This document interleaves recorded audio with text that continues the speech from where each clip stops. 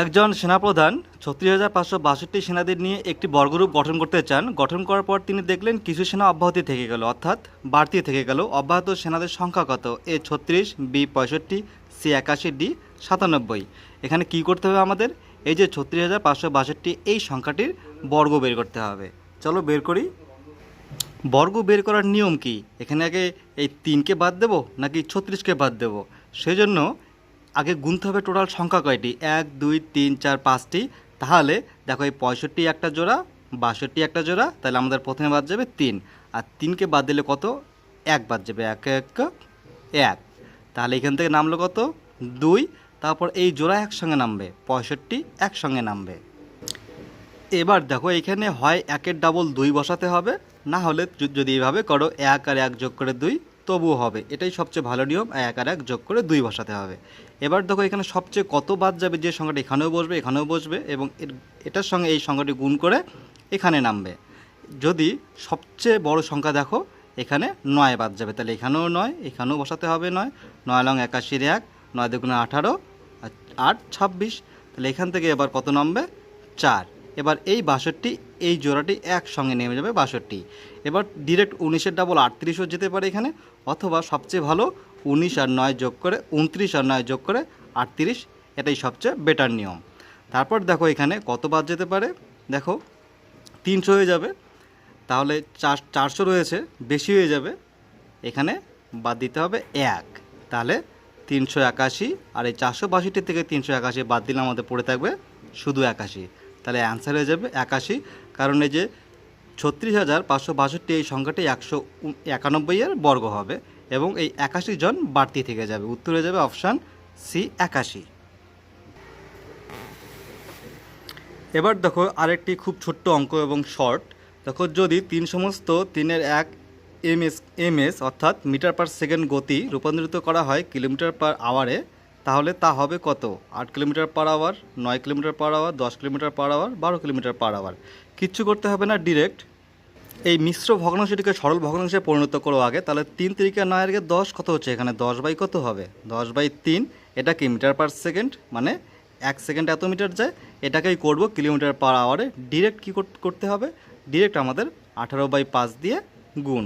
এবার কাটাকাটি, ৫ দুগুণে ১০, ৩ ৬ ১৮, তাহলে ৬ দুগুণে ১২ কিলোমিটার পার আওয়ার। অ্যান্সার হবে অপশান ডি। শুধু কিলোমিটার পার আওয়ারে কনভার্ট করতে গেলে ১৮/৫ দিয়ে গুণ করতে হয়, আর মিটার পার সেকেন্ডে আসলে ৫/১৮ দিয়ে গুণ করতে হয়।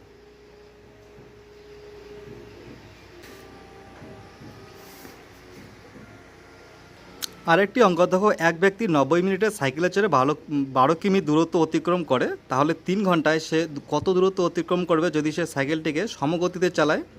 ৯০ মিনিটে যায় ১২ কিমি, তাহলে ৩ ঘন্টায় যাবে কতটা? একই স্পিডে, গতি সেম। উত্তর কত হবে? ৩৬ কিলোমিটার, ২৪ কিলোমিটার, ৩০ কিলোমিটার, ২৭ কিলোমিটার। যে অঙ্কটা বুঝতে পেরে গেছো তারা খাতা কলম ছাড়াই করতে পারবে উত্তর, ডিরেক্ট দেখে দেখেই। আর যদি না বুঝে থাকো তাহলে চলো করে দিচ্ছি। দেখো ৯০ মিনিট মানে ১.৫ ঘন্টা, ১.৫ ঘন্টা যাচ্ছে ১২ কিমি, ৩ ঘন্টায় তাহলে কত যাবে? ডাবল, ২৪ কিমি। এছাড়াও ৩ ঘন্টা মানে কত? ৩ ঘন্টা মানে হচ্ছে ১৮০ মিনিট। ৯০ মিনিটে যদি যায় ১২ কিমি, তাহলে ১৮০ মিনিটে যাবে কত কিমি? ৯০ দিয়ে ডিরেক্ট ১৮০কে ২, ১২ দুগুণে কত? ২৪ কিমি যাবে। উত্তর অপশান বি হবে। একটি ট্যাঙ্ক এক্স নল দ্বারা ২ ঘন্টায় ভর্তি হয় এবং ওয়াই নল দ্বারা ৬ ঘন্টায় ভর্তি হয়। সকাল ১০টায় এক্স নলটি খোলা হলো, তাহলে ট্যাঙ্কটি ভর্তি হবে কোন সময়ে যদি ওয়াই নলটি সকাল ১১টায় খোলা হয়? ১২টা ৪৫-এ, ৫টায়, ১১টা ৪৫-এ, ১১টা ৫০-এ।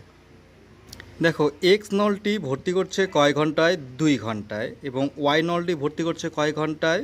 ৬ ঘন্টায়। তাহলে এখান থেকে আমরা টোটাল ক্যাপাসিটি বের করব, আর টোটাল ক্যাপাসিটি বের করতে হলে ২ আর ৬ লসাগু করতে হবে, আর ২ আর ৬ লসাগু কত হবে? ২ আর ৬ লসাগু হবে ৬। তাহলে দেখো এক্স নলটি ৬ অংশ ভর্তি করছে ২ ঘন্টায়, তাহলে এক্স নলটি ১ ঘন্টায় কয় অংশ ভর্তি করছে? ১ ঘন্টায় ভর্তি করছে ৩ অংশ।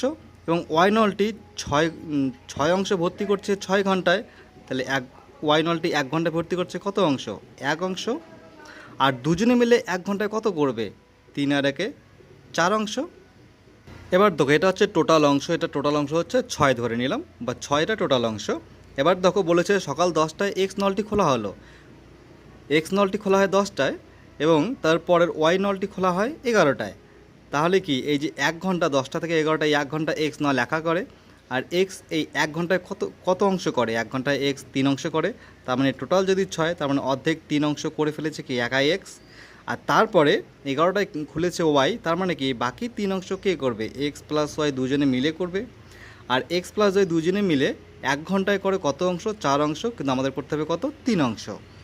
দেখো দুজনে মিলে 1 ঘন্টায় করে কত? 4 অংশ। তার মানে 4 অংশ করতে কত সময় নেয়? 60 মিনিট।